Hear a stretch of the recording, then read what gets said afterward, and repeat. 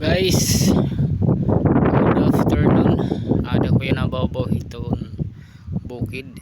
Papakita ko hay iton kabukusan ining view. Paligid itong baybay.